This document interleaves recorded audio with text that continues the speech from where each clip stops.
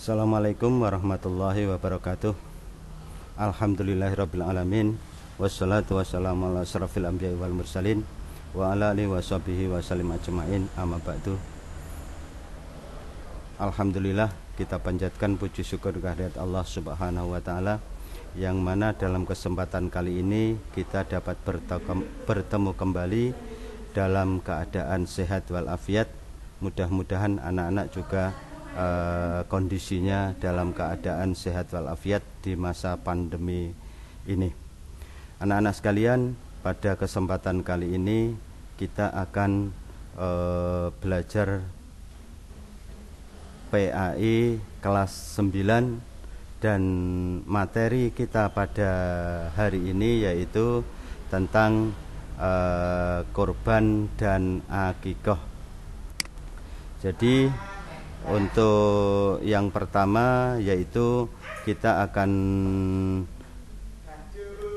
mempelajari tentang pengertian kurban dan pengertian akikah, praktek berkurban dan akikah, dan hikmah ibadah kurban.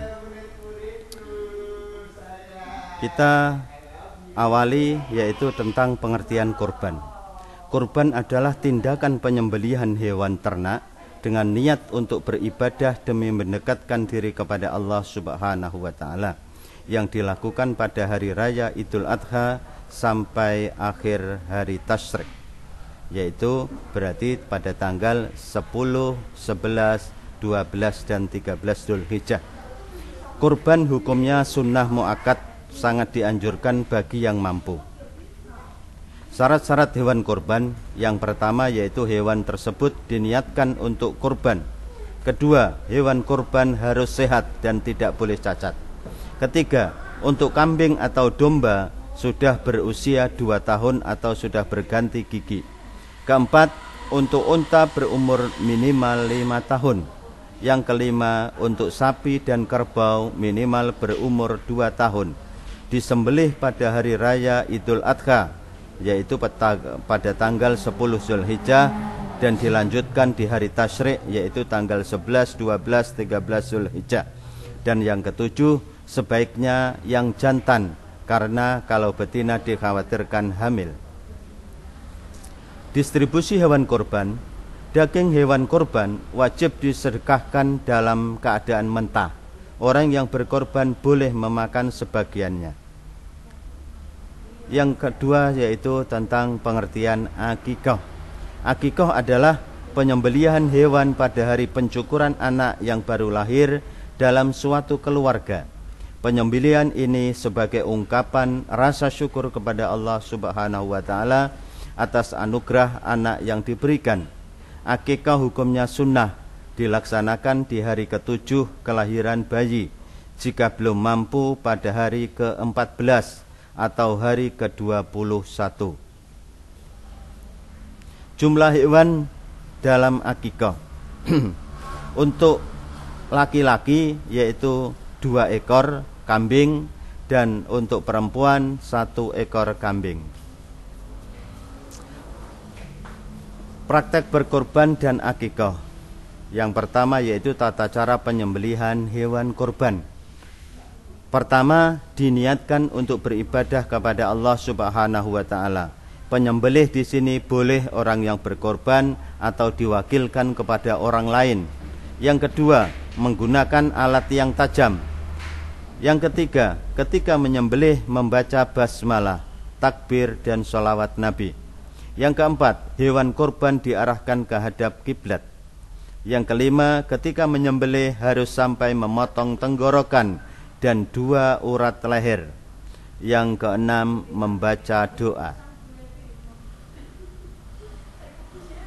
Yang kedua yaitu tata cara penyembelihan hewan akikah.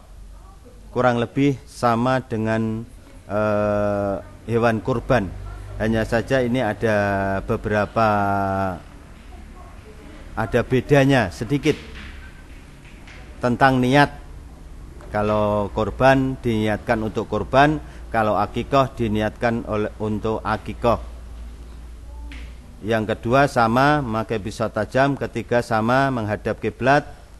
Keempat, membaca basmalah dan takbir. Yang kelima sama memotong tenggorokan dan 2 urat leher. Dan yang keenam membaca doa agar akikahnya diterima oleh Allah Subhanahu wa ta'ala. Hikmah kurban dan akikah. Hikmah kurban yaitu melatih seseorang memiliki jiwa berkorban, karena sesungguhnya nikmat yang kita miliki milik Allah Subhanahu wa ta'ala. Yang kedua, melatih seseorang agar pandai bersyukur. Yang ketiga, mendidik jiwa agar tidak kikir sekaligus peduli kepada orang lain. Yang keempat, memberikan kenikmatan kepada orang yang tidak mampu. Yang kelima, menumbuhkan kasih sayang sesama umat manusia.